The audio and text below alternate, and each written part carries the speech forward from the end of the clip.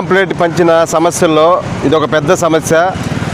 కనుచూపు మేరలో ఎమ్మెల్యే గారి ఇల్లు రోడ్డు పరిస్థితి ఎంత ఘోరంగా ఉందో చూడండి. ఈ రోడ్లో కానీ వాహనాలు ప్రయాణం చేసినా, బండ్లు ప్రయాణం చేసినా, ఆటోలు ప్రయాణం చేసినా సాయంత్రానికి ఇంటికి వెళ్తే తీవ్రమైనటువంటి నడుము నొప్పితో బాధపడేటటువంటి పరిస్థితి ఉంది. మెయిన్ రోడ్ ఇది చూడండి ఎంత అధ్వానంగా, ఎంత దారుణంగా ఉందో.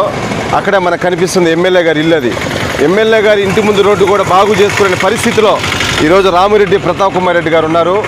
కావలిని ఏ విధంగా బాగు చేస్తారని చెప్పి ఒక్కసారి కావలి పెట్టిన ప్రజలు ఆలోచించాలా. దయచేసి ఆ నాయకుడిని ఎన్నుకున్నారు కదా, మీరు ఎన్నుకున్న తర్వాత కావలిని ఏమన్నా అభివృద్ధి చేశారా, చేయలేదన్న సంగతి మన కళ్ళ ముందే తెలుస్తూ ఉంది.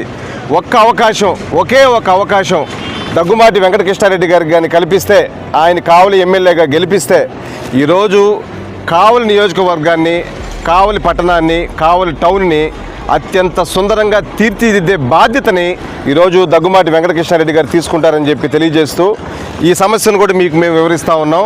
ఎమ్మెల్యే గారి ఇల్లు, ఎమ్మెల్యే గారి ఇంటి ముందు రోడ్డు, ఇది ఈరోజు కావలి పట్టణ పరిస్థితి. ఒకసారి ఆలోచించి నిర్ణయం తీసుకొని మంచి నాయకుడు దగ్గుమాటి వెంకటకృష్ణారెడ్డి గారిని ఎన్నుకొని ఎమ్మెల్యేగా గెలిపించవలసిందిగా, కావలిని అభివృద్ధి చేసుకోవాల్సిందిగా కోరుకుంటూ సెలవు తీసుకుంటా ఉన్నాం.